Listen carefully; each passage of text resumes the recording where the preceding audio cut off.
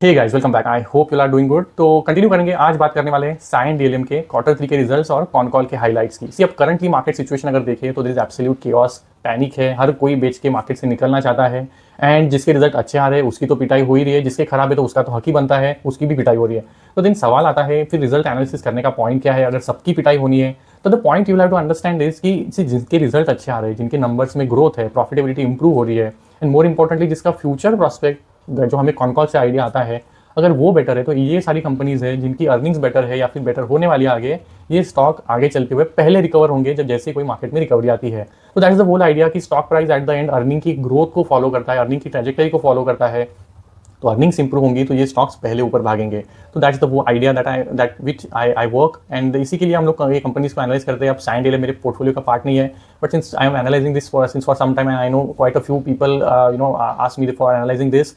तो आज हम साइन डीएलएम की बात करेंगे। इनका कल कॉन कॉल हो गया and more importantly apart from the जो Q3 रिजल्ट आए, इंपॉर्टेंट ये है कि इनका Q3 के बाद जो कॉन कॉल में कमेंट्री था for Q4 and going into FY27 which was very good. तो ये पॉइंट्स पे आज हम फोकस करने वाले हैं। विल आल्सो टॉक अबाउट कि इनकी Q3 में क्या चैलेंजेस रहे हैं। अब अगर कंटिन्यू करें कि जहाँ पे हमने पीछे छोड़ा था, हमने Q2 में इनके रिजल्ट्स को एनालाइज किया था and you can go back to that video and look. हमने तभी मैनेजमेंट ने बोला था कि हमारा जो Q3 है again it is going to be a softer quarter for us और ग्रोथ जो है वो Q4 से आएगा। अब इसके पीछे रीजनिंग ये था कि इनके पास एक डीएल का, डिफेंस कंपनी का एक बल्कि ऑर्डर था जो प्रीवियस ईयर में एग्जीक्यूट कर रहे थे। अब ये एग्जीक्यूशन इनका लास्ट Q4 ऑफ FY25 में पूरा हो गया था और क्योंकि अभी उसका कंट्रीब्यूशन नहीं आ रहा है तो एक मेजर पार्ट ऑफ द जो रेवेन्यू कंट्रीब्यूटर है वो इनके पोर्टफोलियो में करंटली नहीं है जो रेवेन्यू को ड्राइव करे। अब ये ऑर्डर तभी इनको ग्रोथ रेवेन्यू में तो ला रहा था बट ये मार्जिन पे काफ़ी ज़्यादा प्रेशर डाल रहा था। तो इनका कहना यही था कि आगे चलते हुए हमारा फोकस कहाँ पे होगा, जो हमें बेटर मार्जिन वाला ग्रोथ दे। तो ये ऐसे ऑर्डर्स पे भी फोकस कर रहे थे एंड अभी देखेंगे ना तो उसका एक्जैक्टली वही इंपैक्ट रहा है। रेवेन्यू ग्रोथ थोड़ा सा टेपर डाउन हुआ है बट मार्जिन इंप्रूव होते हुए दिख रहे हैं और यही रीजन है इनका इस बार का प्रीडोमिनेटली जो ग्रोथ है वो थोड़ा सा मिसिंग है। और ये एंटीसिपेटेड था, Q2 के कॉन कॉल के बाद इन्होंने बोला भी था और इन्होंने ये भी तभी बोला था कि हमारा ग्रोथ Q4 से आएगा। और इस बार के Q3 के कॉन कॉल के बाद भी सेम चीज इन्होंने हाईलाइट किया है। We will have a positive YOY growth in the Q4 of FY26 compared to Q4 of FY25 and even FY27 is going to be much better for us compared to FY26 because अब तो base भी कम है और जो अभी order book इनको constantly आ रहा है। तो अगर बात करें इनका सिचुएशन कहाँ बिजनेस वाइज कैसे इंप्रूव हो रहा है तो हम दोनों साइड पे बात करने वाले। आई ऑल्सो टॉक अबाउट कि इनका नेगेटिव कहाँ पे है। तो सी पहली तो बात यही आती है कि इनका जो ये जो पूरा साल है FY26 is almost going to be wash out year for them, क्योंकि 3 क्वार्टर्स हो गए। तीनों क्वार्टर्स का अगर एडअप भी कर लेंगे तो कोई ग्रोथ नहीं है इनके रेवेन्यूज में और Q4 में थोड़ा बहुत ग्रोथ आता भी है तो it is going to be at almost a flattish year for the Cyient DLM. PAT wise it might be even slightly better but then overall जो इनका ये पूरा साल है ये फ्लैटिश ही जाने वाला है। तो फिर सवाल आता है कि FY27 का सिचुएशन कैसा है। सी अब ये जो इनका FY26 का सिचुएशन है इसके पीछे रीजन ये था कि इनको काफी टाइम से ऑलमोस्ट 7 to 8 क्वार्टर्स ऑर्डर्स मिले ही नहीं थे। जो सिचुएशन इनका चेंज हुआ Q1 ऑफ FY26 में, Q1 ऑफ FY26 में इनको फर्स्ट टाइम 500 करोड़ का ऑर्डर मिला, फिर Q2 में इनको 500 करोड़ का ऑर्डर मिला। अब Q3 का जब रिजल्ट आया इनको अगेन 387 करोड़ का ऑर्डर मिला है। तो 3 क्वार्टर्स में अब ऑलमोस्ट 1400 करोड़ के इनको नए ऑर्डर्स मिले। अब जब ऑर्डर्स ही नहीं होंगे तो रेवेन्यू कहाँ से आएगा। तो प्रीवियस क्योंकि इतने 9 क्वार्टर्स में इनको ऑर्डर्स नहीं मिले थे तो अभी जो इम्पैक्ट है वो ये है कि इनको रेवेन्यू ग्रोथ नहीं दिख रही थी।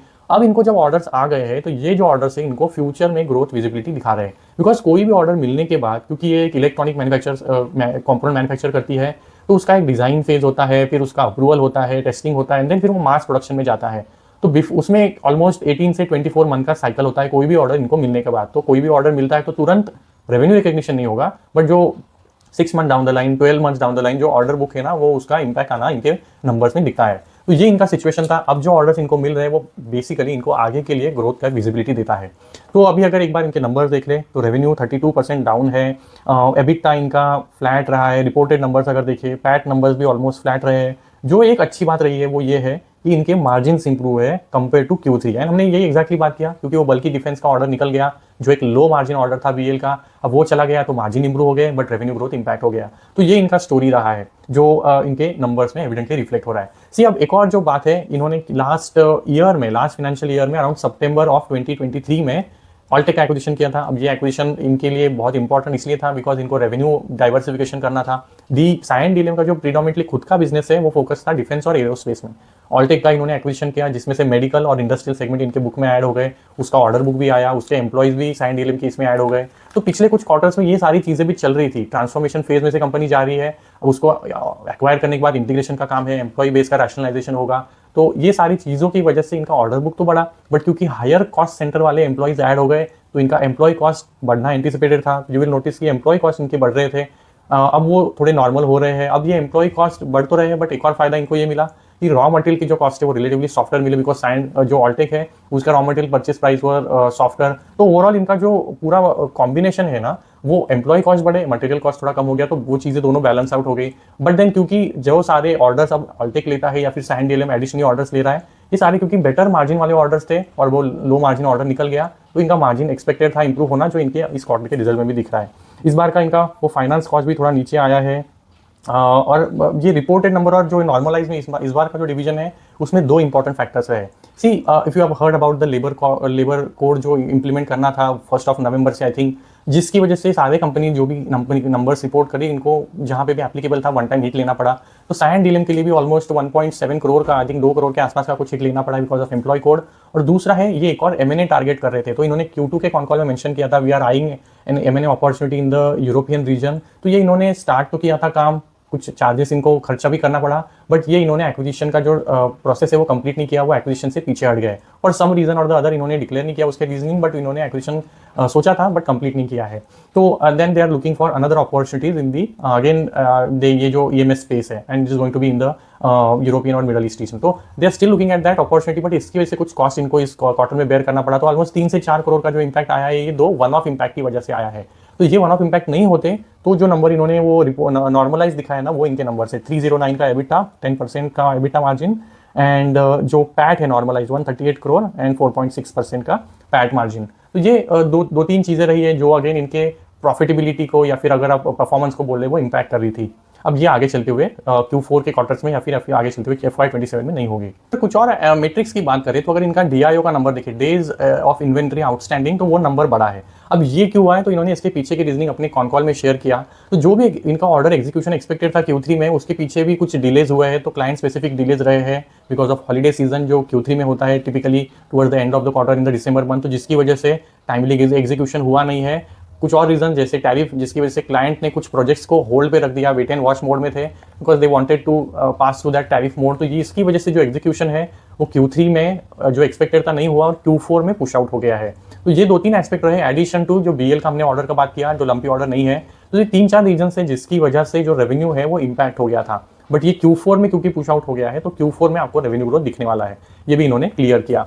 अभी अगर कुछ और चीज़ों की बात करें तो इन्होंने कुछ क्लाइंट्स को ऑनबोर्ड किया है इस क्वार्टर में, जैसे मैंने बोला 387 करोड़ का इनको नया ऑर्डर मिला है, राइट। तो यहाँ पे कुछ क्लाइंट्स को इन्होंने ऐड किया है, 2 नए क्लाइंट्स को इन्होंने ऐड किया है। इसमें से एक मेडिकल वाला है, मेडिकल सेगमेंट में कंट्रीब्यूट करने वाला है, दूसरा इंडस्ट्रियल में है। तो ये जो इनका डाइवर्सिफिकेशन का काम है वो करंटली चल रहा है। एक और जो अपडेट, ये सेल्स ग्रोथ को एड करने के लिए, नए ऑर्डर्स को हासिल करने के लिए इन्होंने अपने जो सेल्स टीम है, on the ground sales team है, उसको स्ट्रेंथन किया है। तो ज़्यादा लोगों को ऑन द ग्राउंड उतारा है, both in the domestic as well as international market. They are going to pitch to the client for the services that Cyient DLM can offer. तो इसका इंपैक्ट इनका कहना है, दे वर वेरी होपफुल। इसका I think इन्होंने 2-3 बार अपने कॉन कॉल में जिक्र किया अबाउट दी पॉजिटिव इंपैक्ट जो इनके इंक्रीजिंग सेल्स टीम का इनके आगे चलते हुए जो ऑर्डर बुक बढ़ने वाली है उस पर होने वाला है। तो ऑर्डर बुक का सिचुएशन की अगर बात करें तो I think 4th consecutive quarter है जब इनका ऑर्डर बुक का जो पोजीशन है वो इंप्रूव हुआ है। Now it stands at around 2400 crore के आसपास। तो ऑर्डर बुक इंप्रूव हुआ है। Book to bill ratio currently 1.3 के आसपास है, तो healthy book to bill ratio which is indicating कि इनको ऑर्डर्स, अब जो सिचुएशन था इफ यू लुक एट इसके पहले तो 7-8 क्वार्टर से ऑर्डर्स ही नहीं मिल रहे थे। पहली बार ऑर्डर बढ़े जब ऑर्डर का एक्विजिशन हो गया, उसका ऑर्डर बुक इनके पोर्टफोलियो में ऐड हो गया। तो ऑर्डर बुक तो चलो इंप्रूव हो रही है which is giving them confidence कि Q4 बेटर होगा एंड FY27 भी इनके लिए बेटर होगा। अभी इन्होंने एक और जो चीज़ें कुछ बात की कि इनका करंटली जो इन्होंने Q2 में मेंशन किया था कि इन्होंने एक जापानीज ऑटो इलेक्ट्रॉनिक जो ईवी रिलेटेड कंपोनेंट्स बनाती, चार्जिंग स्टेशन वगैरह बनाती, उसके लिए इन्होंने टाई अप किया था, तो जिसका B2S बिल्ड टू स्पेक वाला इनका काम चल रहा है। तो ये जो अदर सेगमेंट है, सिर्फ ऑटो इंडस्ट्री, ऑटो या फिर जो इंफ्रा रिलेटेड काम है, ये यहाँ पे इनका जो सेगमेंट है अभी तक मीनिंगफुली कंट्रीब्यूट नहीं कर रहा है, but that is going in line. जो इसका काम चल रहा है इसका कॉन्ट्रीब्यूशन FY27 में आने लगेगा, ये भी इन्होंने क्लियर किया। इनके लिए जो ऑर्डर का पाइपलाइन है that is also very strong. This said कि we are already in talks with some more client जिनसे हमें Q4 में ऑर्डर आना एक्सपेक्टेड है। तो few more orders are going to come which will help them build their order book again which will help them grow into FY27। तो ये सारी चीज़ें जो अच्छी हुई है इनके लिए इस क्वार्टर में। Again they also mentioned about कि इन्होंने कुछ ऑटोमेशंस किए अपनी सारी जो फैक्ट्रीज वगैरह है। अब ये बनाते क्या है, प्रिंटेड सर्किट बोर्ड्स बनाते हैं, बिल्ड बॉक्सेस बनाते हैं, वायर्स, केबल्स, हार्नेसेस। तो एक इलेक्ट्रॉनिक सर्किट के रिलेटेड जो भी सारी चीज़ें होती है कंपोनेंट्स के रिलेटेड, ये सब कुछ ये बनाते हैं। तो इसके रिलेटेड इन्होंने कुछ ऑटोमेशंस किए अपने वर्क फ्लोज को स्ट्रीमलाइन करने के लिए, जहाँ पे भी पॉसिबल हो ऑटोमेशंस का हेल्प लिया है, जहाँ से कॉस्ट एफिशिएंसीज आएंगी और इनके मार्जिन में कुछ सपोर्ट मिलेगा। तो ये सारी कुछ चीज़ें भी की है इन्होंने एडिशनली अपनी जो मैन्युफैक्चरिंग फैसिलिटी है बैंगलोर और मैसूर के रीजन्स में, वहाँ पे इन्होंने किया है। अब बात आती है कि टैरिफ रिलेटेड इनको आगे चलते हुए सिचुएशन क्या लग रहा है। तो सी इन्होंने अपने Q2 के कॉन कॉल में मेंशन किया था कि जो भी टैरिफ वाला करंटली सिचुएशन है उसकी वजह से इनके खुद के मार्जिन में कोई इम्पैक्ट एंटिसिपेटेड नहीं है। तो इस बार के जो क्वार्टर से अगेन इसमें बिकॉज ऑफ टैरिफ कोई ऐसा इम्पैक्ट नहीं आया है। बट जो इनके क्लाइंट्स है, क्योंकि इन्होंने अपने प्रोग्राम्स में भी थोड़ा डिले कर दिए या फिर because clients are facing some situations कि ये टैरिफ को निगोशिएट कैसे किया जाए, बिकॉज अगर क्लाइंट को अपने कस्टमर को अगर पास ऑन करना है तो they will have to decide a strategy. तो साइन DLM ने कुछ ऑप्शंस को वर्कआउट किया है कि भाई कहाँ से रॉ मटेरियल इंपोर्ट कर सकते हैं या फिर कैसे क्लाइंट को डिलीवर किया जा सकता है कि जिससे टैरिफ का जो 50% टैरिफ लगा है उससे हम बच सके। तो ये सारी वर्कआउट्स इंटरमीडिएट कुछ रूट्स को इन्होंने ऑलरेडी क्लाइंट के साथ फाइनलाइज कर लिया है, जो इसेंशियली टैरिफ को निगोशिएट करने में इनको हेल्प कर रहा है। तो ये बात हो गई अपडेट्स की। अब बात करते हैं इन्होंने FY27 के लिए गाइडेंस क्या दिया है। तो सी इनका कहना है कि अभी Q4 से हमें फर्स्ट टाइम है कि पॉजिटिव ग्रोथ दिखेगा compare to Q4 of last year. तो ये बात हो गई। मार्जिन के रिलेटेड इनका कहना है कि currently we are at around 10% and that band of 10 to 11% we strive to maintain in the Q4 and going forward into FY27 as well. तो इनका EBITDA वाला जो नियर टर्म में गाइडेंस है ना, वो 10 to 11% का ही है। अब अगर रेवेन्यू की बात करें तो इन्होंने नंबर एज सच मेंशन नहीं किया कि कितना रेवेन्यू ग्रोथ होगा फॉर FY27, बट जब किसी एनालिस्ट ने पूछा can we anticipate around 20-25% kind of a growth, तो they did not negate that. तो इन्होंने कहा that's possible to achieve but we don't want to put a number at the moment, because see इन्होंने previously क्या गलती किया था, इन्होंने एक कॉन कॉल में अराउंड आई थिंक Q1 और Q2 ऑफ FY25 बोला था कि we will be able to do around 30% CAGR kind of a growth, but वो कर नहीं पाए। फिर इन्होंने अपना स्टेटमेंट चेंज किया और बोला कि हमारा एवरेज ग्रोथ 3 साल का 30% होगा। अब इन्होंने गाइडेंस देना ही बंद कर दिया। अब तो ये गाइडेंस देते नहीं, करंटली भी इन्होंने गाइडेंस नहीं दिया है, बट क्योंकि एनालिस्ट ने किसी पूछा था तो दे मेंशन अबाउट 20-25% का revenue growth we can do in the FY27। And ये जो भी सारे ऑर्डर्स अभी मिले हैं और जो पाइपलाइन इनका करंटली है एग्जीक्यूशन, जो इनको ऑर्डर्स आना anticipated in the Q4 as well, these are some of the aspect that will help them grow their revenue in the FY27। तो बेसिकली ओवरऑल अगर समराइज करने जाएं तो जो सिचुएशन से ये जा रहे थे अब तक Q3 तक, वो सिचुएशन जो नेगेटिव सिचुएशन था ना, वो अब इनके पीछे है।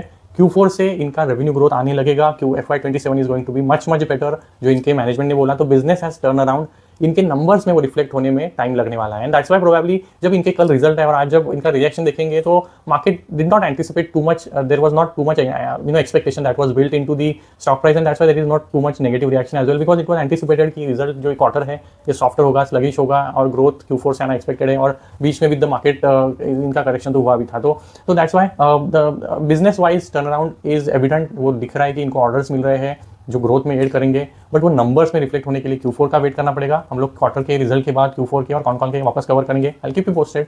Let me know if your queries and address on the upcoming video. Thank you so much.